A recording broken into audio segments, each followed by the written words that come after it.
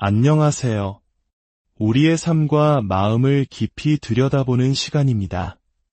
살면서 누구나 한 번쯤은 사랑하는 사람을 떠나보내는 아픔을 겪습니다. 저 또한 너무나 많은 친구들을 먼저 보냈습니다. 그 슬픔을 겪으며 저는 한 가지 분명한 패턴을 발견했습니다. 그리고 이 패턴을 미리 알고 있다면 거대한 폭풍우를 마주했을 때 조금은 더 단단히 버틸 수 있다는 것도 깨달았죠. 오늘 이 이야기가 여러분의 마음에 작은 등불이 되기를 바랍니다.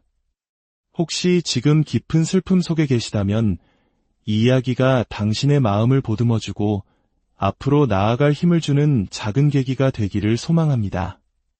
본 이야기에 들어가기 앞서 이 채널에 구독과 좋아요를 눌러주시는 것은 저희가 더 좋은 이야기로 여러분과 함께할 수 있는 큰 힘이 됩니다. 여러분의 삶에 늘 평안이 가득하기를 기원하며 이제 시작하겠습니다.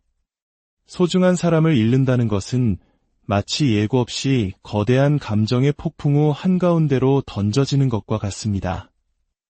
가장 무서운 점은 그 폭풍우 속에서 우리는 아무것도 통제할 수 없다는 사실입니다.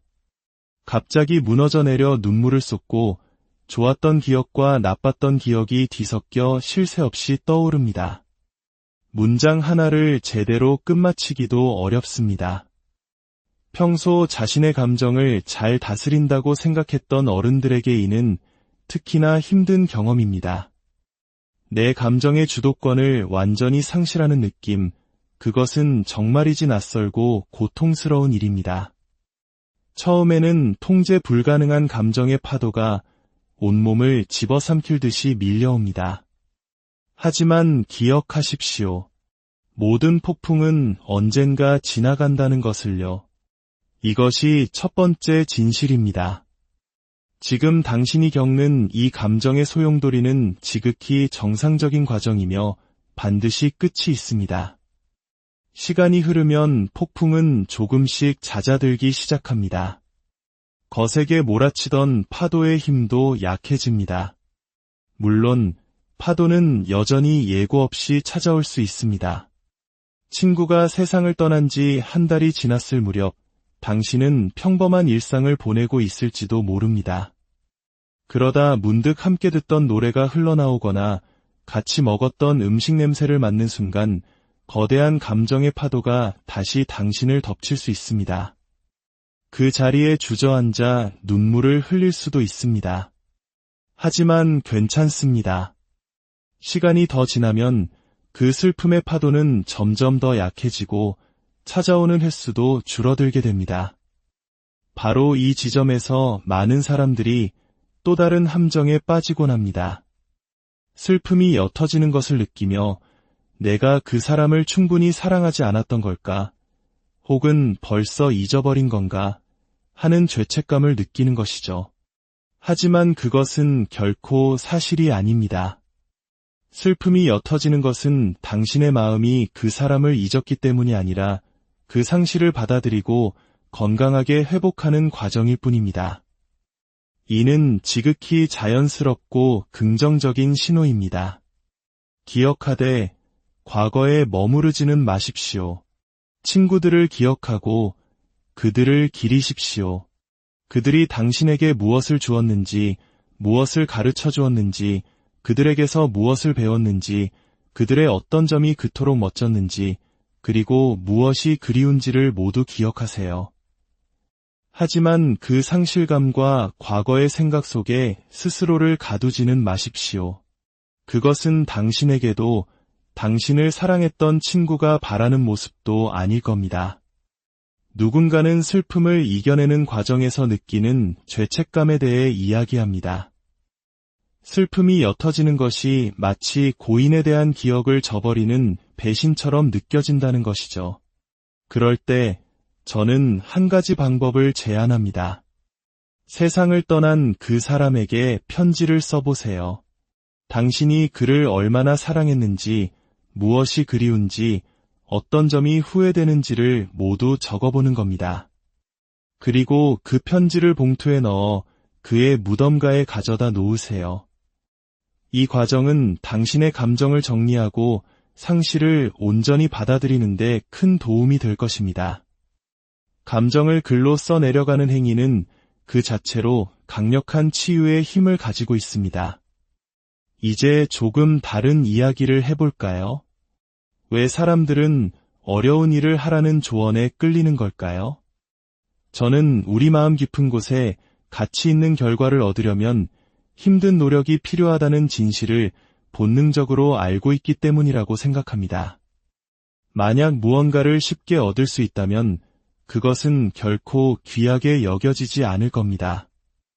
이 진리는 우리가 겪는 모든 고난에 적용될 수 있습니다. 몇 년 전 저는 아킬레스건이 파열되는 큰 부상을 입었습니다. 재활 과정은 끔찍하게 고통스러웠습니다.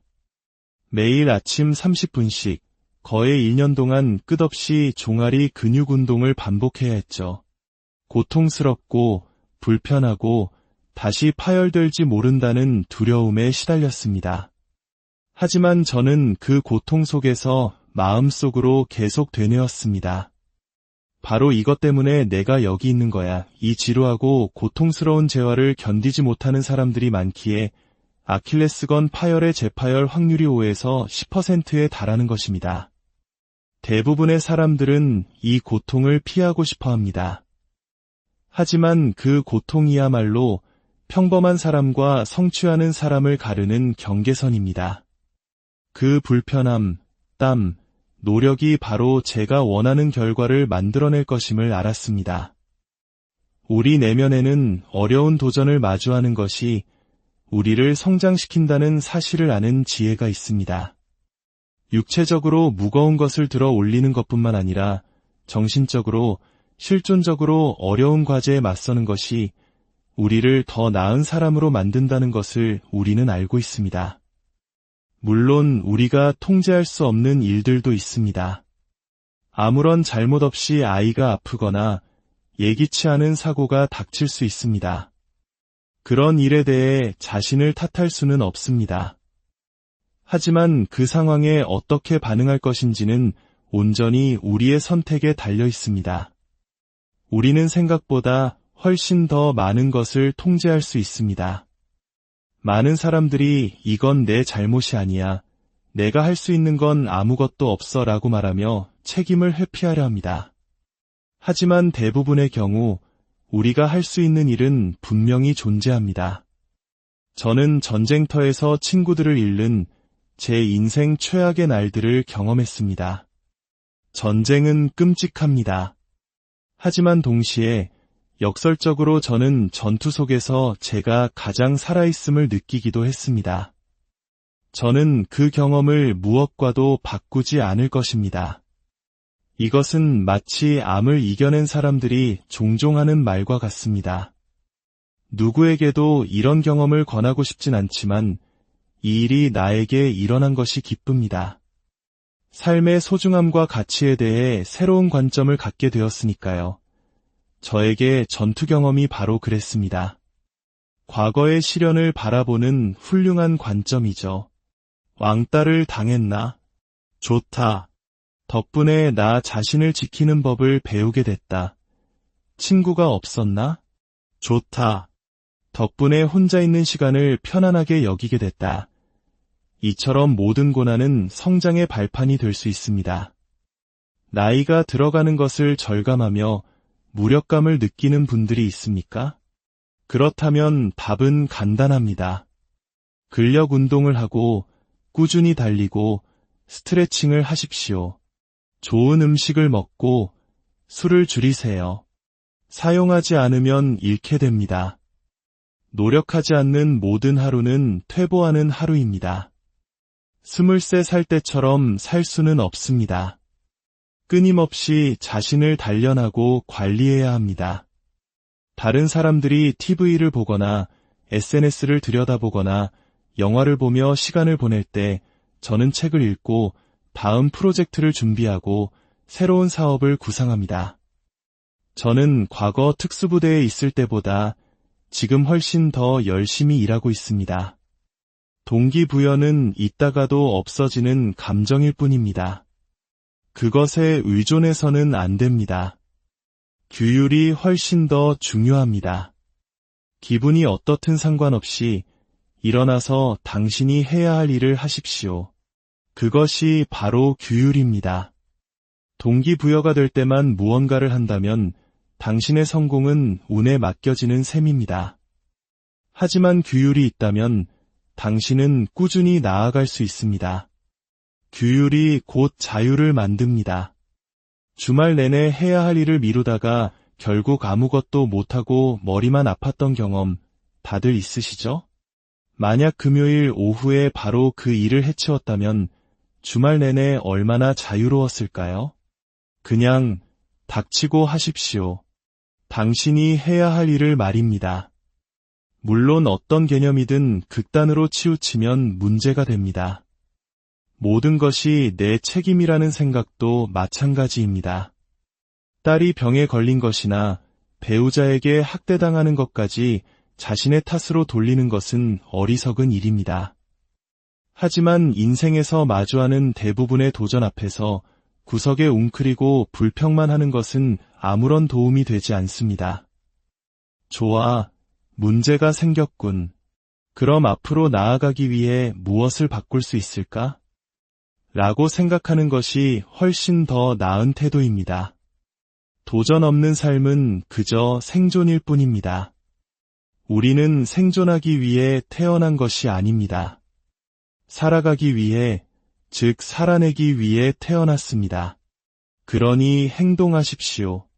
어려운 일을 찾아 도전하십시오. 고통은 그 자체로 끔찍하지만 당신이 그것을 어떻게 받아들이느냐에 따라 의미가 달라집니다. 당신의 삶의 자유를 원한다면 반드시 규율이 필요합니다. 도전에 맞서 나아가십시오. 성공할 수도 실패할 수도 있습니다. 하지만 어느 쪽이든 당신은 더 나은 사람이 될 것입니다.